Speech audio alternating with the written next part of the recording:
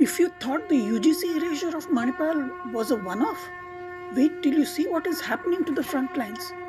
It's the same blueprint, but now the stakes are national survival.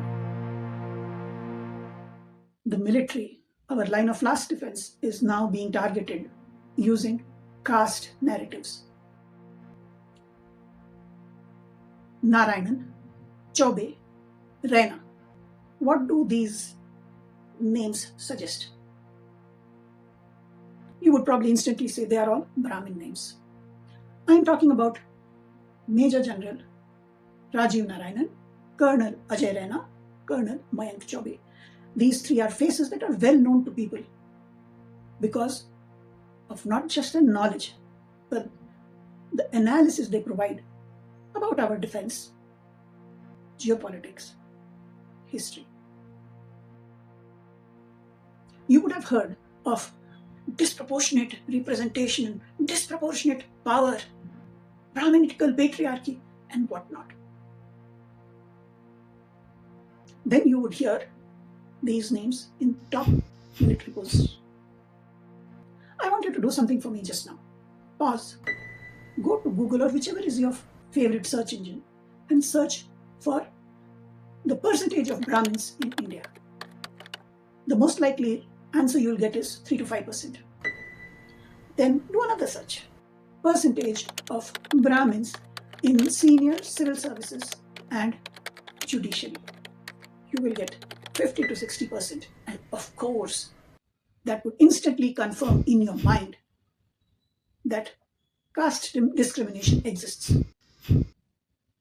But no. What you have is a very narrow view.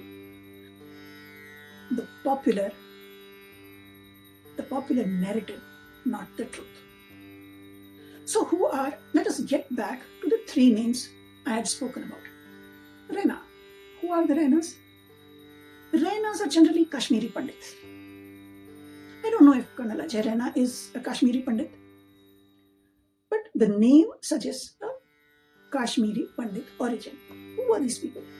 They were actually the warriors. The warriors with the pen and the sword because of the volatile history of that region. Colonel Ajay Raina is a decorated officer. Colonel Mayank Chaubey. Who are the Chaubeys? I think Chaubeys are part of the Kanyakubja Brahmins. They are sometimes even called Purabya Brahmins, if I'm not wrong. What is their history? They were one of the major contributors to the first War of Independence in 1857. So much so that they were banned from being recruited by the British in the army because they were just impossible to control. Whether Colonel Mayank Chaubey is a direct descendant, I don't know. But the name is a Brahmin name and therefore it's a prime character to be vilified for having grabbed senior military posts. What about Major General Rajiv Narayanan? Now, Narayanan is a surname which is there in all the South Indian states. General Narayanan could be a Tamilian Brahmin.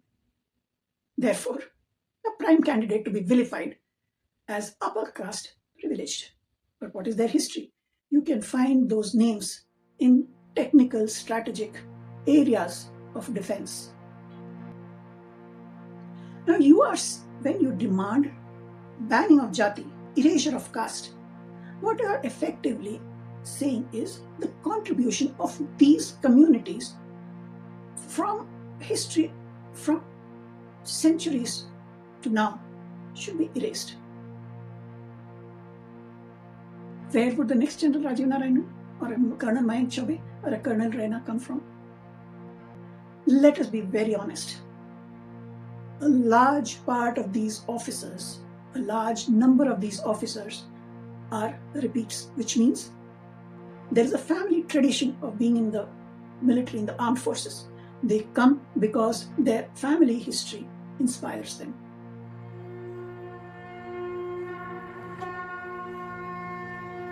When you want erasure of caste, you are going to ensure that nobody in future has got that inspiration to which will you are ensuring that nobody will have the inspiration to follow in the footsteps of their family members.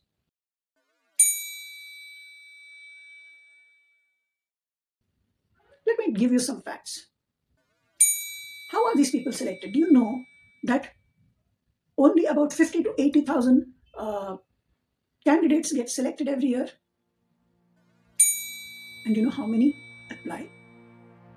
10 lakh people apply. Out of the 10 lakh, only about 50 to 80,000 people are selected.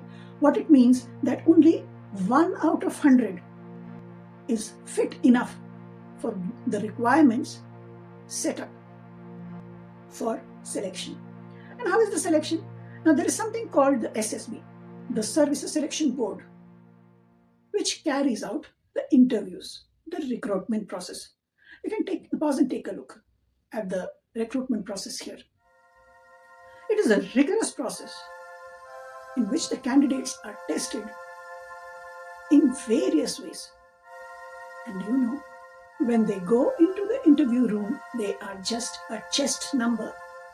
Just a number. No names, no surnames. Without knowing the candidate's caste. They are subjected to the most rigorous recruitment process. And these three, they succeeded where 99 out of 100 in those years had failed. They earned the right to be there. They earned the right to their promotions, their positions, and their decorations. It's so easy to say that there is Brahmin privilege and that is why they are there.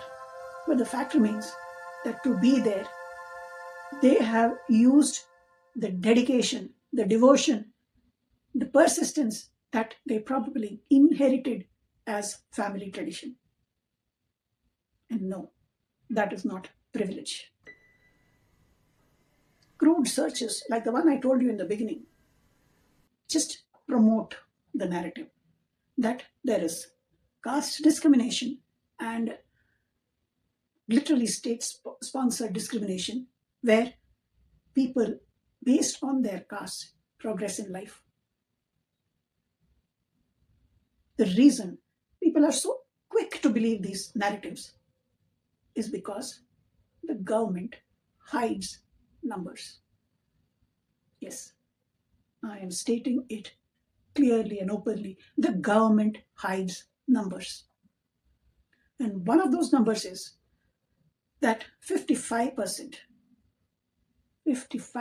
of Brahmins and other upper caste live below the poverty line.